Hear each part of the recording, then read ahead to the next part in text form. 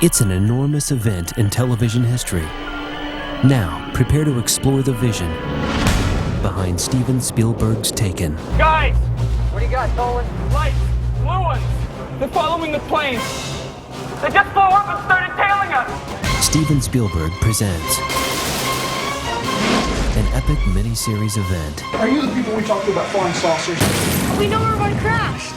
About the secrets we keep. It started when I was 8. And the secrets kept from us.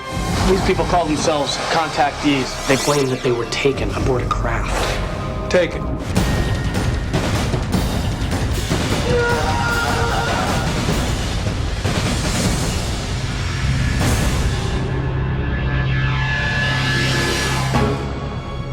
The human message, are we alone in the universe, has not changed. It's a fundamental question that everybody asks themselves. Is there in fact life in the universe?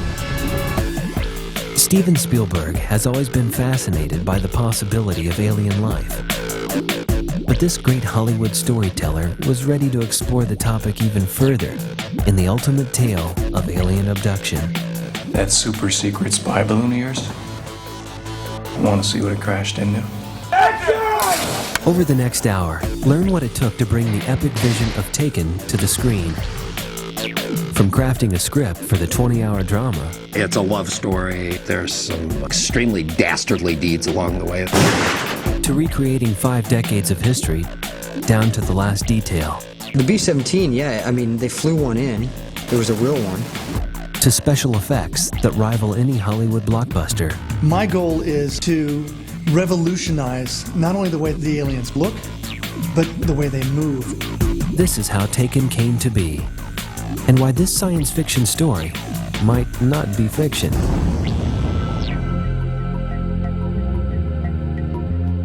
For years, the idea for Taken was being developed, an alternative view of history, one that tries to explain what life would be like if aliens had crashed at Roswell in the 40s. Sometimes chilling, sometimes optimistic, Taken brings decades of reports, rumors, and UFO sightings to life, and makes you stop and think, is there anyone out there? I do believe there are other planets out there somewhere that have some sort of life. It's so big and so vast that, it'd be a shame if there's no other beings out there, and I do believe there is. I'm kind of more from the show me state. I need that alien prod up my backside. But the answer to one of life's biggest questions wouldn't be found on the silver screen.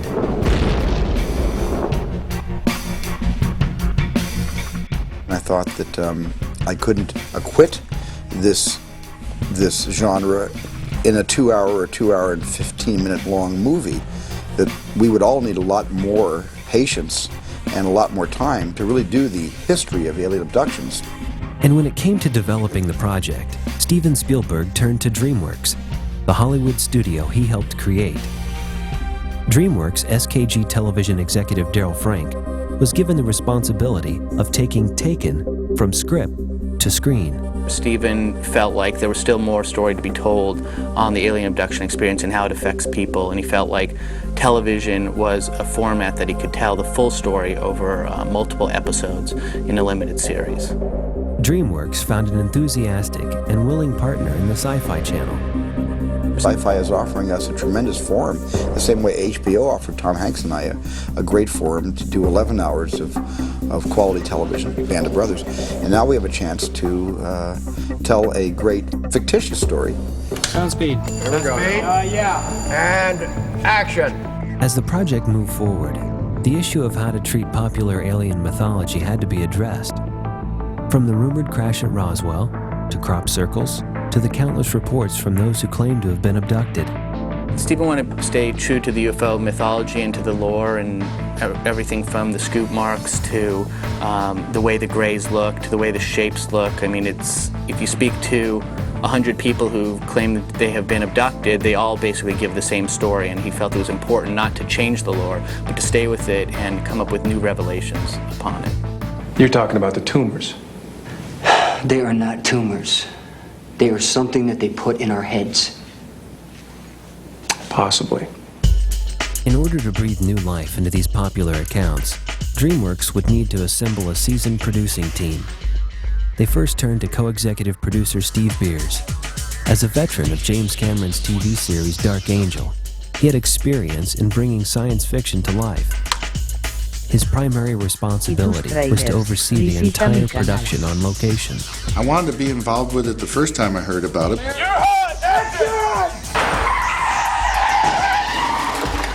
That was pretty good. Yeah. Looked really good and no one was hurt. I love the idea of going back through, the history of the United States, playing with the myths, or mythology, I should say, of alien abductions, tying some of that into, what was going on in our history at various times. Steve Beers would be teamed up with Emmy Award-winning producer Richard Hughes. It was his responsibility to make sure shooting would go off without a hitch. To me, I've come out of making movies, making television, and a big 20-hour TV project was just a huge challenge. And basically, we took the premise, what if all this mythology was true? And we've treated it as if it were true, with great authenticity and great belief. And that's where our story takes off. This debris was recovered in a field near Roswell, New Mexico. None of this debris is from outer space.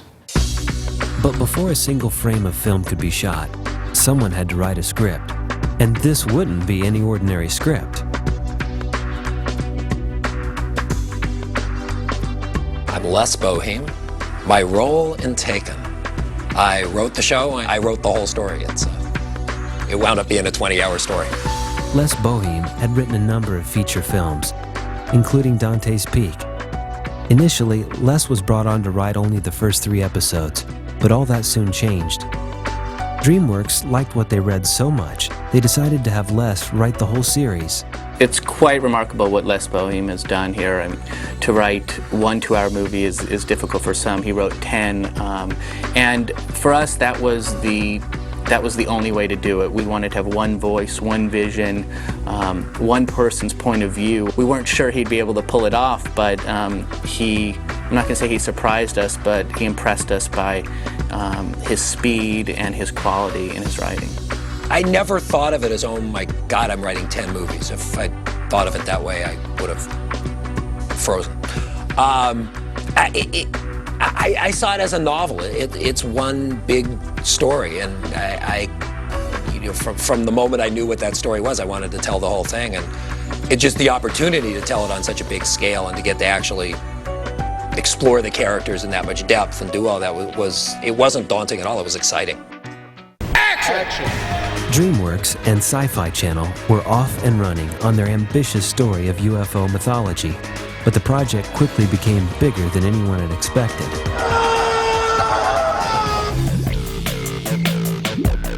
DreamWorks had handpicked a writer to script the story of Taken.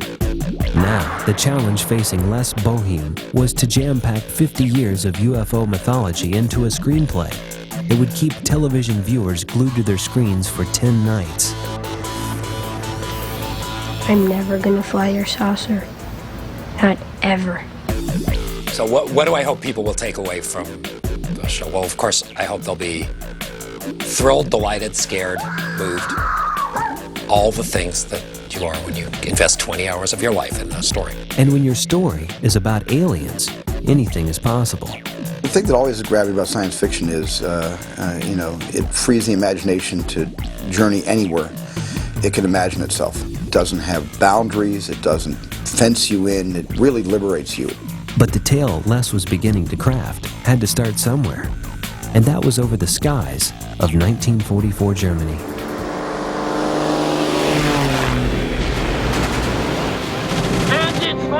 It's the story of alien abduction in the second half of the 20th century. It starts with the Foo Fighters, the lights in the sky that a lot of pilots saw over Germany during the Second World War, through my own ideas about what might have happened at Roswell. Well, it even says in the damn paper it was a flying saucer. I mean, what is it that you don't want me discussing?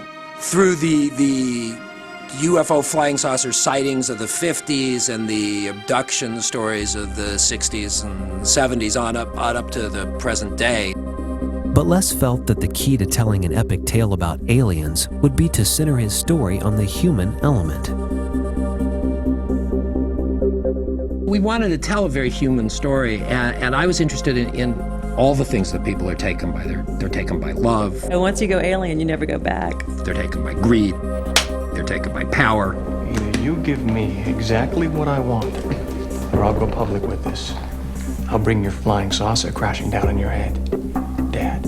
Certainly in our show, they are taken by aliens as well, but that's really only one aspect of the story. Les decided the best way to illustrate his character's emotions and views towards alien abduction was through 3 different families. What's great is that it takes the story over 3 generations with the Keyes family, the Clark family, and the Crawford family, and their interaction with aliens from another planet. Well, the Keyes, of course, are, you know, they fight back. If they come for me again, I'm not going without a fight. And if that lands me in some hospital room screaming, then that's what it does. The Clark family whose lives have also been touched by the aliens, but in a very different way. I've met them too.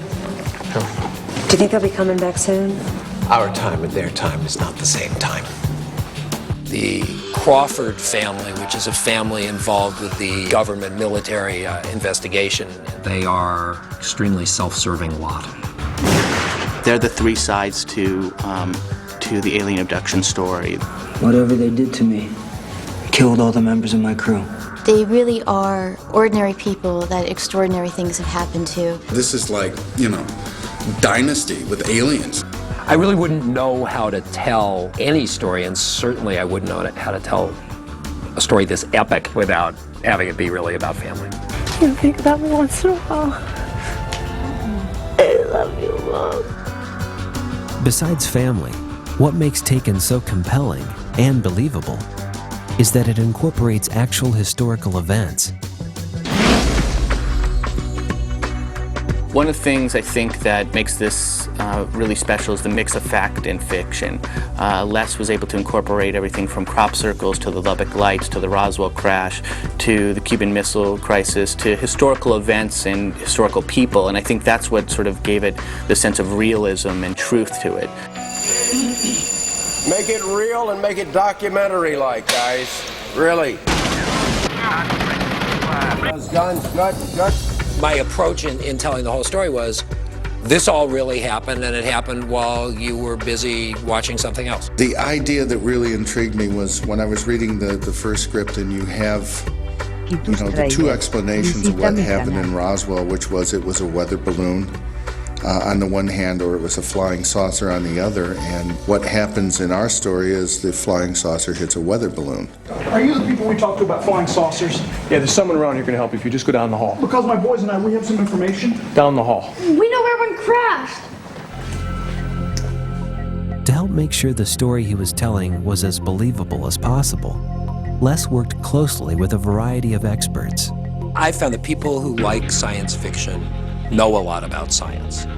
And I think in any story where you're asking people to believe in something that's made up, everything else about your story has to be as real as possible. So the more real or rooted in reality that your science can be, the more easily everybody will go with the liberties you're taking when you start to have fun with it. She can manipulate time.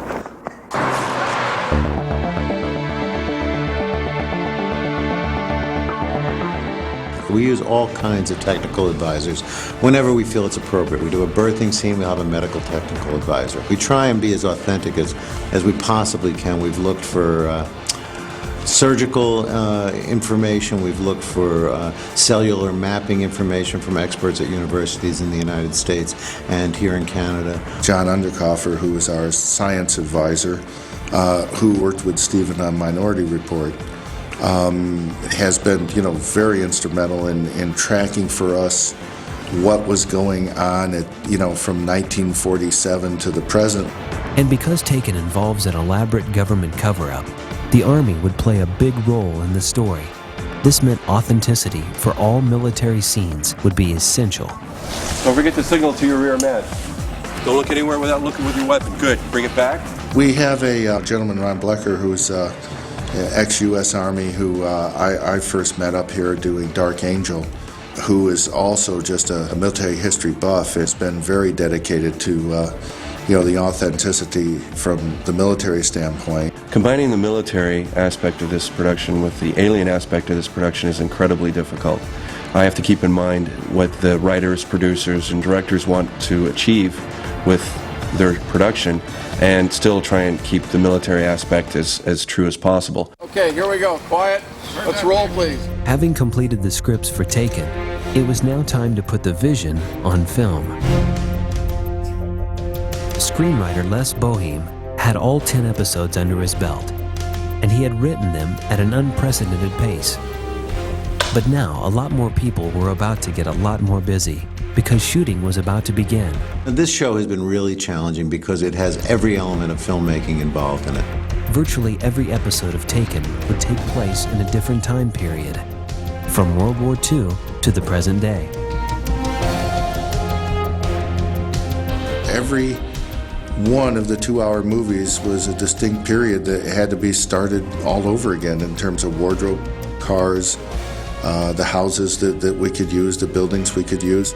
It takes a lot of research from all the department heads to understand what the look of the time was, and then it takes a lot of coordination among the first ADs and the rest of the production departments in order to figure out a schedule that allows us to deal with, the 1983 look on one day and then the 1996 look on the next day. The Taken production had close to 200 shooting locations, replicating everywhere from Area 51 in the 40s to 1970s Alaska to modern-day Seattle. However, the producers decided that the best place to recreate 50 years of American history wasn't in America at all. It was in Vancouver, Canada. For this, the producers hired two of the best location managers in the business, Greg Jackson and Rob Murdoch.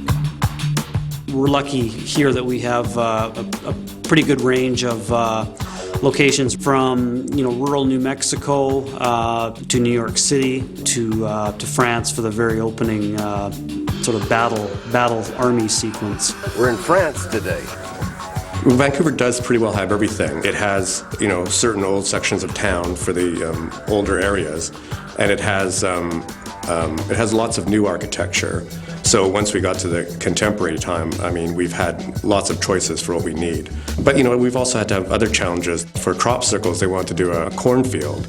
Actually, originally it was a wheat field, and it was at Christmas time.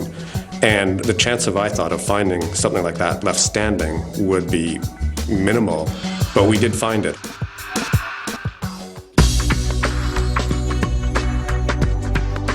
On a typical 2-hour film, the entire production process can last as long as 12 months.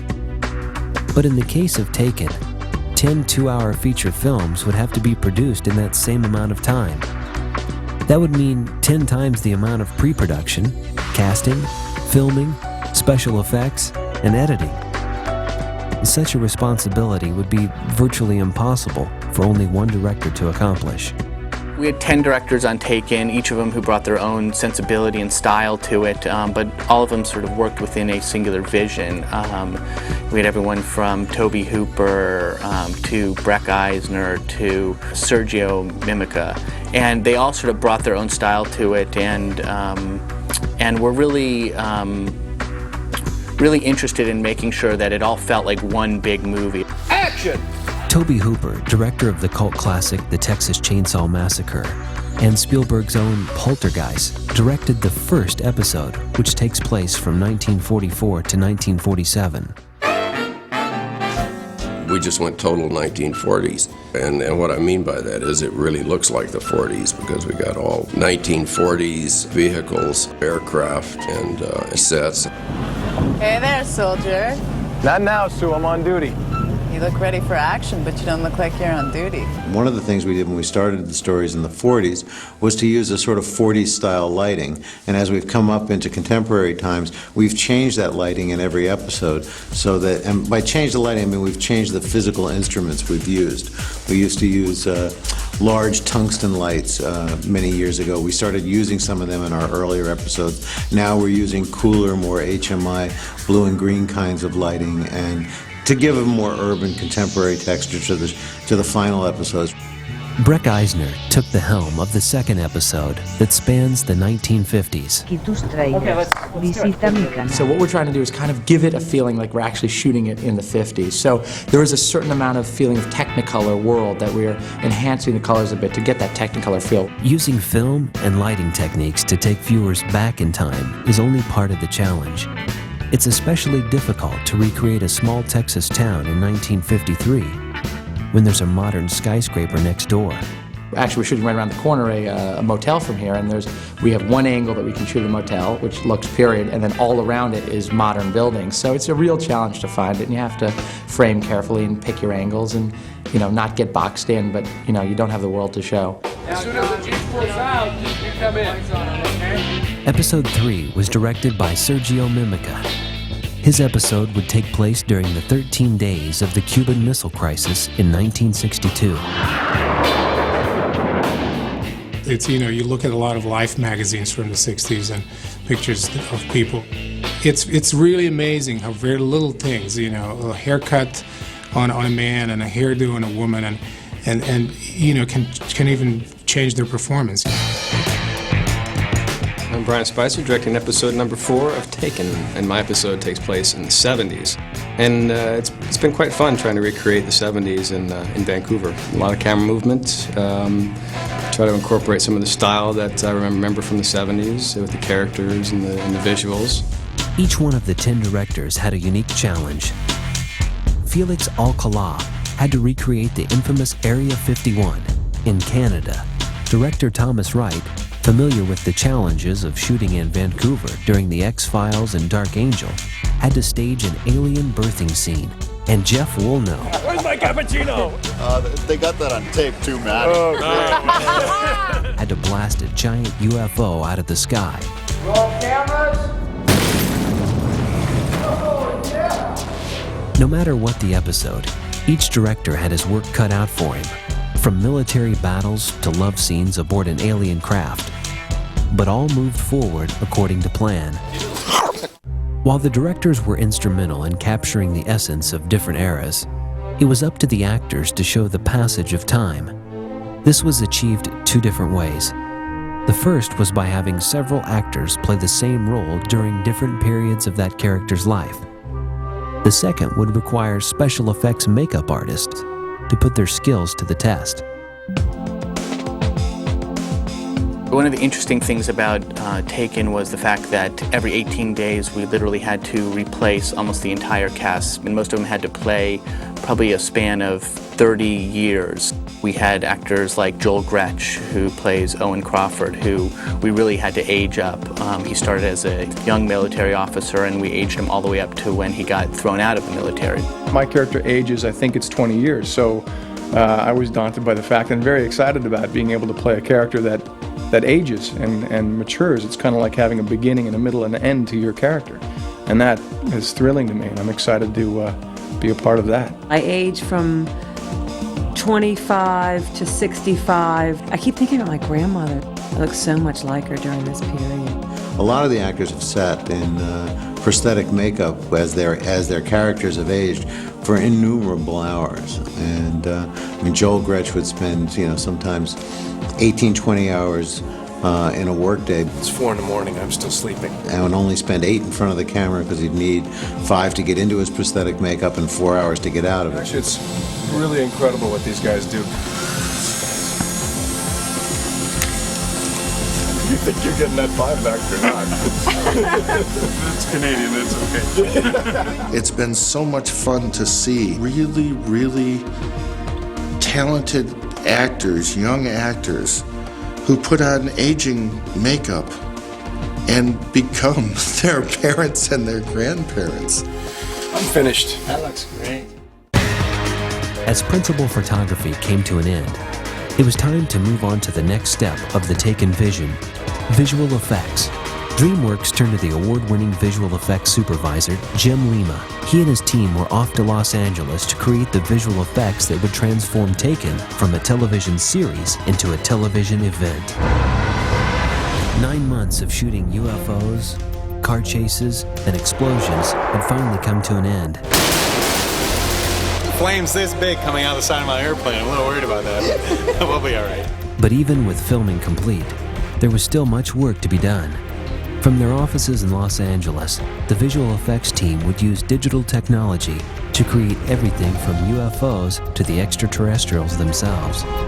Jim Lima and his team were crucial to the success of Taken, and we wanted to have first-class effects, and we felt like Jim Lima was the guy to do it. Taken is a very exciting project, and the reason why is because of the magnitude and the variety of the visual effects shots.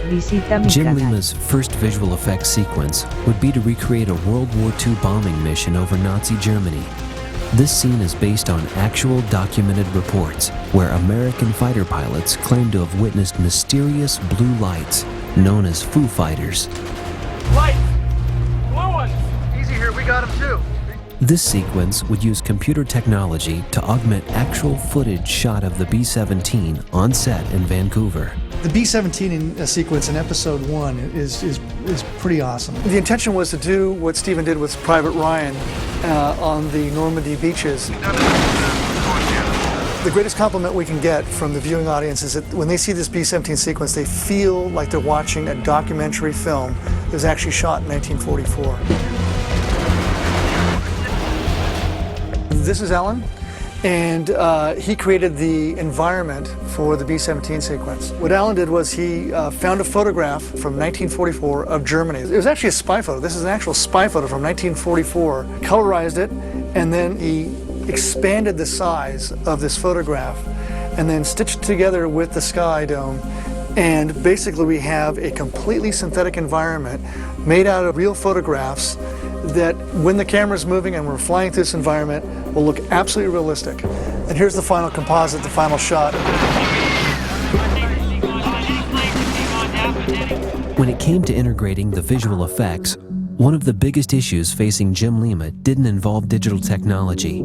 It involved real actors. You know, it is very challenging when you do a show that has a fair amount of visual effects. There's a lot of acting that you have to do without the actual ship there or the actual alien there. The actors were amazing about this, sort of being able to adapt and act in situations that they had to use their imagination and really had to put themselves in places that they really weren't in.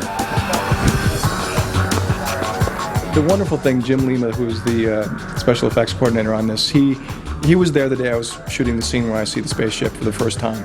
So fortunately, he pulled out a book and showed me drawings of what was there, the dimensions. You have the height and width of this huge spaceship. And that's a huge benefit to an actor because you see that and you can kind of put that in your mind's eye. And again, the way it's crashed into the ground is it's like a meteor. So it's made out of some sort of unbelievable unobtainium, some sort of incredible metal that we can't comprehend. And instead of disintegrating an impact, it literally has embedded itself. Toby, I can't wait to see what I just saw. I know. I know. Jim Lima was on set every day visual effects scenes were shot, helping the actors to envision what was not yet there. Meanwhile, a team of designers and animators were already hard at work making the imaginary a reality. We'd appreciate your not speaking to anyone about this. It's a matter of national security. It's from outer space, isn't it? Designing the UFOs would become a collaboration between Jim Lima and production designer Chris Gorak, the same expert who helped Spielberg create the futuristic world of Minority Report. On a series like this, the production designer is responsible for taking the written word of the script and through the director's ideas and input, developing that into the scenery and settings that where the story takes place. Stephen always goes back to the mythology and the legend and the lore of UFOs and alien abductions and the stories told. Well, the production designer, Chris Gorak, did a brilliant job of creating and designing the inside of the UFO and the exterior of the UFO. And simply what we've done is we've taken his design and animated it. We've put it into motion and treated it as a character. The flying saucer of the UFO is like the character. It's actually saying something. You will never get this craft off the ground without an engine. We can't find the engine.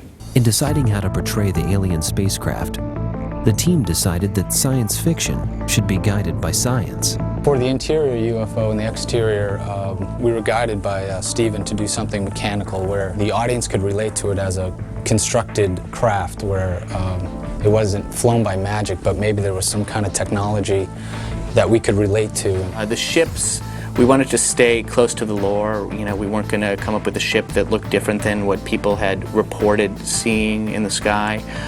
But he created details in them that really, I think, made them unique and special and sort of took them to the next level. But perhaps the greatest labor of love for the effects team was giving birth to the aliens, otherwise known as Greys. Everyone knew that you can't tell a great story about alien abduction without great aliens.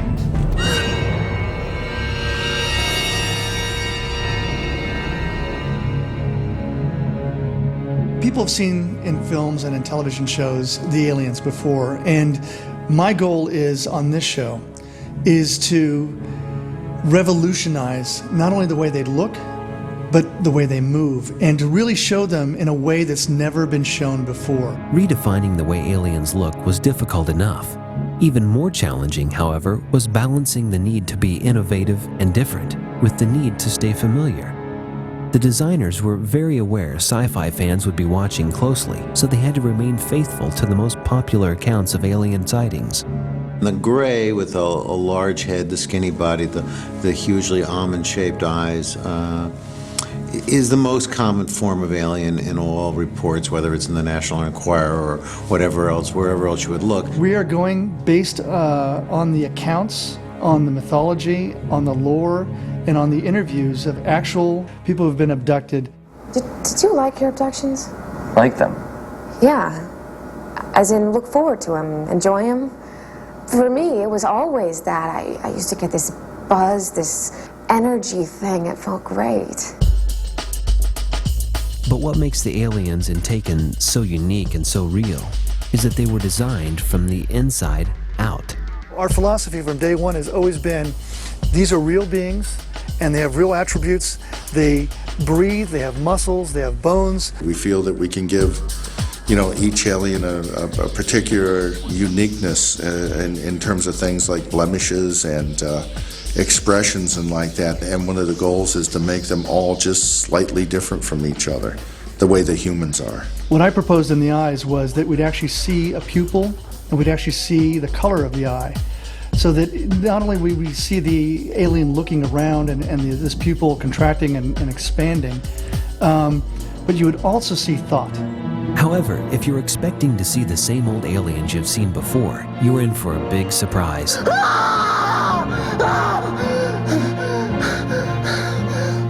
Steven Spielberg and DreamWorks are keeping a tight lid on their new generation of extraterrestrials. That means we can't even reveal what they look like in this special, but we can do the next best thing.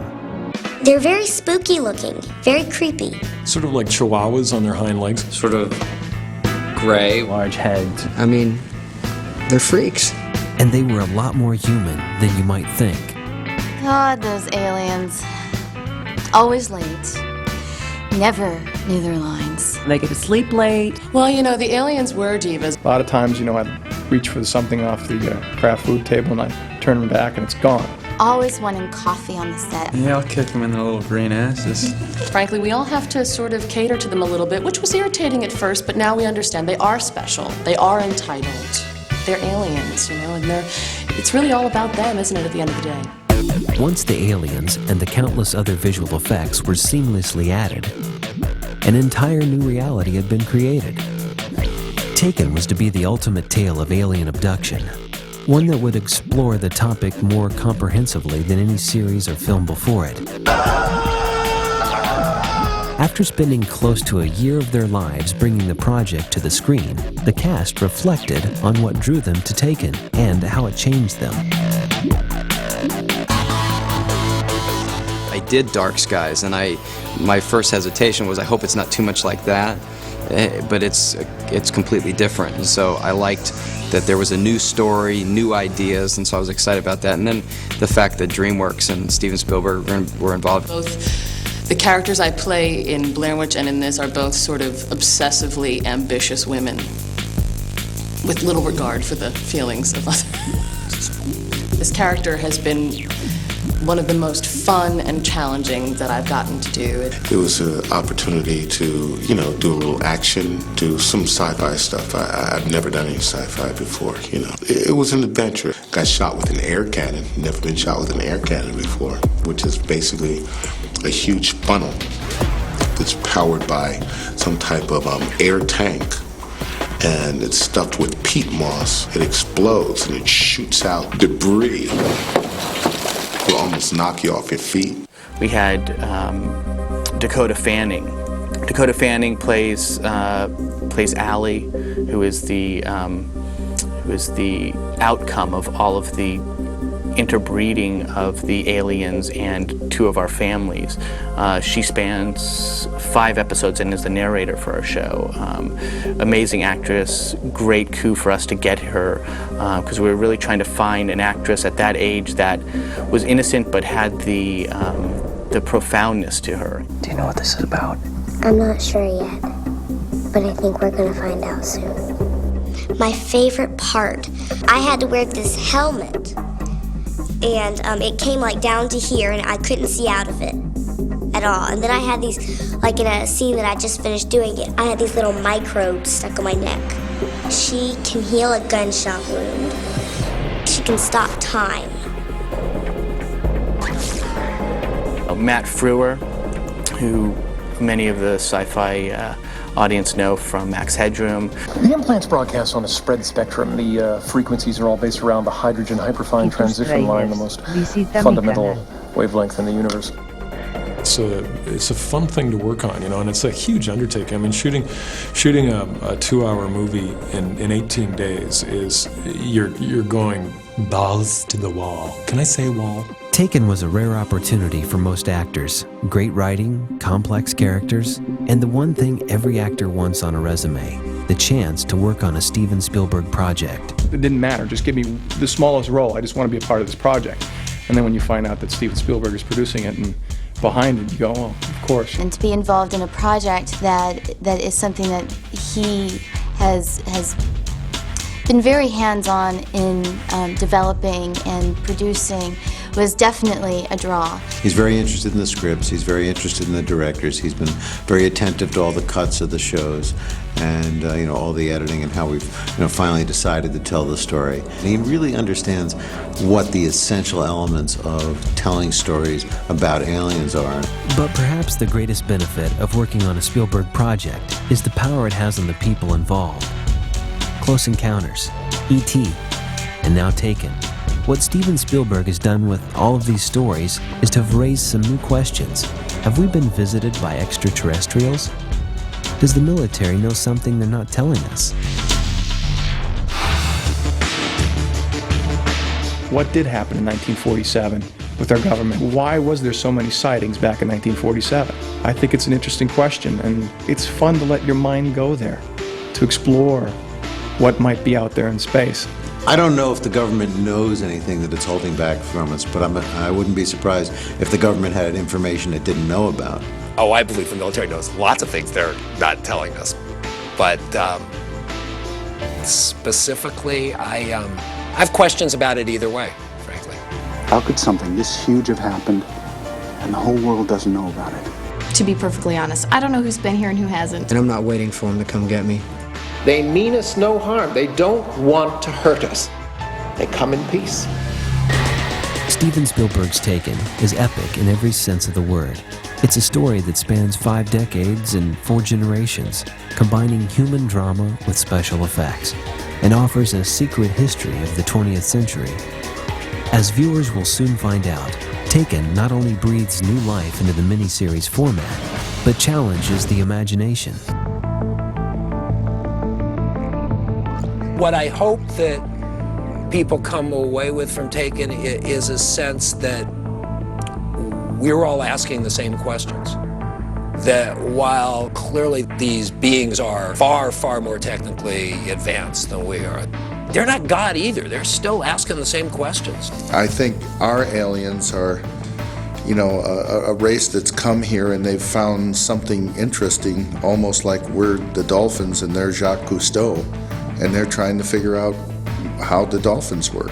I think the message of Taken, if you ask me, is a message of hope and acceptance and accepting other people, accepting other creatures, being open to possibility. You don't have to be scared, Mom. This is all going to be all right. A lot of things are going to happen because of this. That's all. But it's going to be all right. Ultimately, Taken is an attempt to offer an explanation to one of life's biggest questions. I think it's sort of arrogant to think that we would be the only cognizant creatures in the universe. I've never seen it, but I do believe that there is something else floating around out there somewhere. When I was 13, I saw a UFO with a friend. I've had, an occasion to believe that they actually exist. I think if we all look hard enough for it, we'll see it. If you ask me if I'm a believer, yes. I'm a believer. I think the audience, when they see this, they're gonna talk about how they believe, and do they believe in outer space, that there's other beings out there. But in trying to provide answers, Spielberg and his team found they were left asking even more questions. If there are beings from another planet, dimension, galaxy, universe, that's incredible. But if it's not objectively true, then why are so many people telling the same story? I know there is life off this planet. I don't really know in my heart whether or not we've ever been visited before. I do believe that somewhere in the infinite reaches of these galaxies, there must be, life forms far more intelligent and technologically advanced than we are. So it's something that motivates me to tell stories like this, because it's based on things I believe.